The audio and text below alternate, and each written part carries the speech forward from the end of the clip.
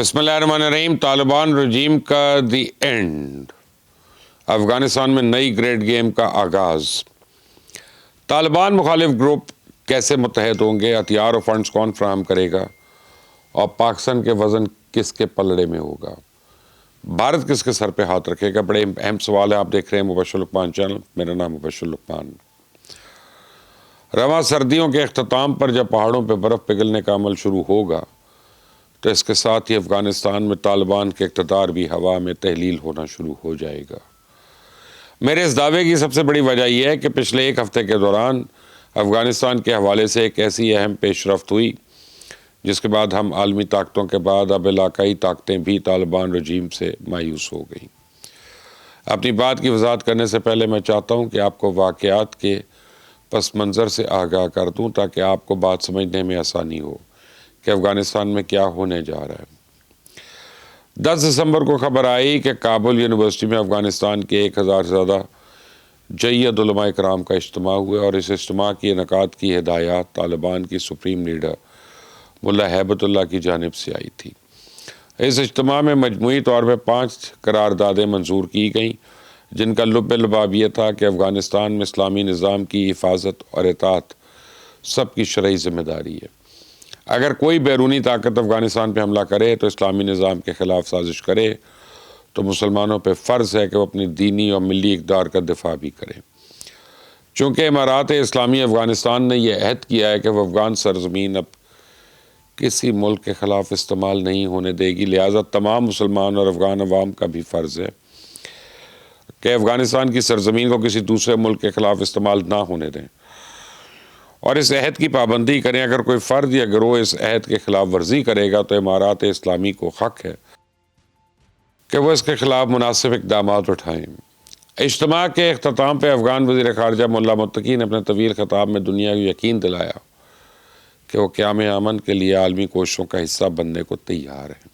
ټول افغانستان شيوخ بیا هم اسلامي امارت ته او خپل ملت ته او خپل خلکو ته بهترین لارښوونې لري. لومړی لارښوونه د افغانستان د ټولو علماء کرامو همدا ده چې لکه څنګه چې د اسلامي نظام حاکمیت په مسلمانانو باندې فرض ده، همداسې ساتنه په مسلمانانو فرض ده۔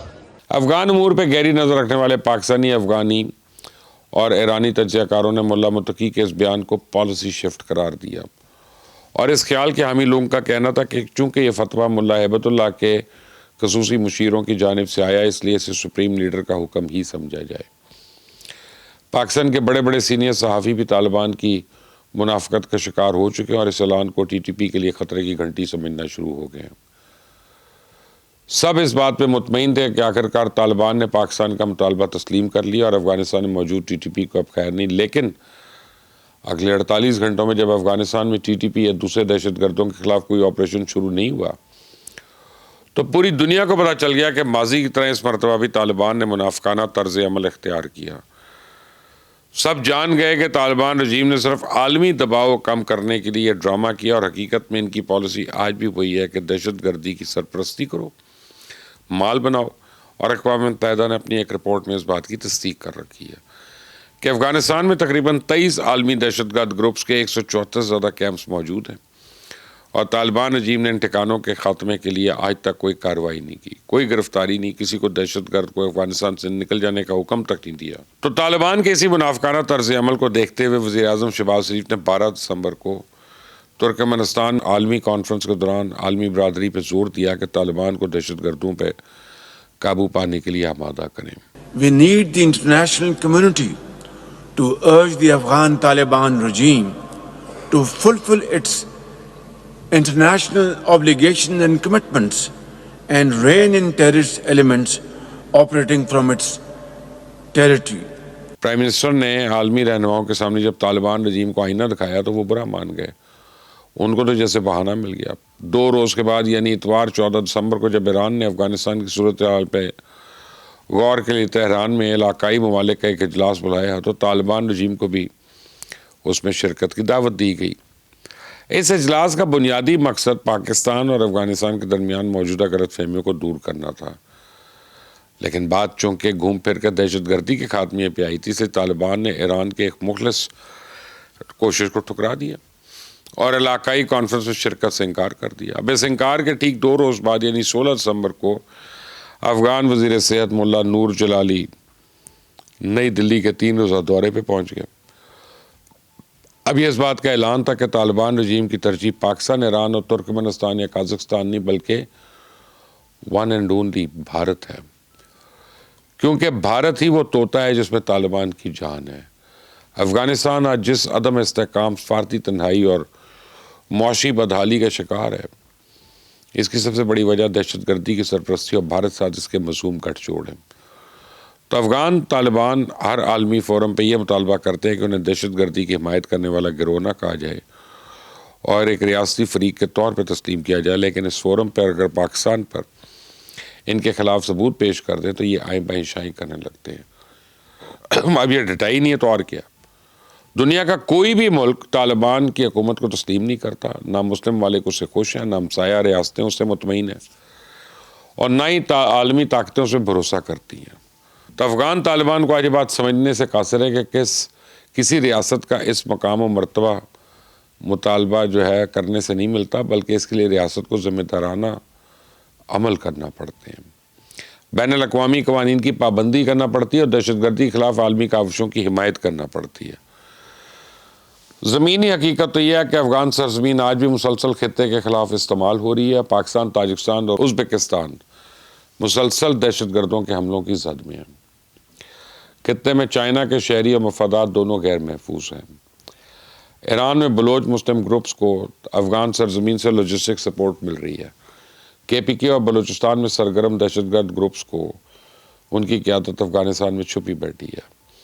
شام اور عراق سے آئے داعش کے جنگجو افغانستان میں محفوظ پناہ گاہیں بنا چکے ہیں۔ اب تو طالبان اپنی آقا یعنی بھارت کے نقش قدم پہ چل پڑے۔ جس طرح بھارت نے پہلگام اور سڈنی دہشت گرد حملے کو بغیر کسی ثبوت کے پاکستان کے ساتھ جوڑنے کی کوشش کی، ٹھیک اسی طرح طالبان رجیم تاجکستان میں چینی شہریوں پہ ہونے والے ڈرون حملوں کو کسی ہمسایہ ملک سے جوڑنے کی کوشش کر رہا ہے۔ اب علاقائی طاقتوں کے پاس 2 ہی آپشنز باقی بچے ہیں، یا تو وہ چپ چاپ افغان سرزمین سے حملے برداشت کرتے رہیں یا پھر آگے بڑھ کر کابل میں طالبان کا تخت الٹ کر انہیں پہاڑوں پہ واپس دھکیل دیں۔ چند روز پہلے افغانستان میں طالبان کے سب سے بڑے حریف نیشنل ریزسٹنس فرنٹ نے افغان مسئلے کا ایک پائیدار حل تجویز کیا۔ NRF کے خارجہ تعلقات کے سربراہ نے فیس بک پر ایک پوسٹ شیئر کی جس میں انہوں نے لکھا کہ پاکستان کی طاقت ہماری طاقت ہے، اور اگر فرانس اور جرمنی دوسرے جنگ عظیم کے بعد بہترین اتحادی ہو سکتے ہیں تو افغانستان اور پاکستان کیوں نہیں ہو سکتے؟ تو علی نظری کی اس پوسٹ کے بعد کچھ ایسے اشارے ملے کہ افغانستان میں طالبان مخالف مسلح قوتوں کو متحد کرنے کی کوششیں شروع ہو چکی ہیں۔ افغانستان میں NRF اور AFF 2 ایسے گروپس ہیں، وہ اگر متحد ہو جاتے ہیں تو طالبان رجیم کے خلاف حقیقی خطرہ بن کر ابھر سکتے ہیں، اور ان دونوں مسلح قوتوں کا اتحاد ہو جاتا ہے تو پھر چاروں نے چار پاکستان سمیت تمام علاقائی ممالک کو ان کی حمایت کرنا پڑے گی۔ یوں کابل میں طالبان رجیم کا خاتمہ کر کے ایک ایسی حکومت تشکیل دی جا سکے گی جو حقیقی معنوں میں عوام کے نمائندہ بھی ہوں گے اور خطے کے امن کے لیے خطرے کا باعث بھی نہیں بنیں گے۔ تو میرے اندازے کے مطابق بہار شروع ہوتے ہی افغانستان میں طالبان رجیم کے خلاف اس مہم کا آغاز ہو جائے گا۔ شمال سے فارسی ہان گروہ دباؤ بڑھائیں گے، جنوب سے قوم پرست پشتون کابل پہ چڑھائی کریں گے، اور اس بات کا قوی امکان ہے کہ جولائی 2026 تک افغانستان میں طالبان رجیم کا دی اینڈ ہو جائے گا۔ بریکنگ نیوز یہ ہے کہ طالبان مخالف قوتوں کو اس ممکنہ مہم کے لیے ہتھیار، تربیت اور فنڈز ملنا شروع ہو گئے ہیں۔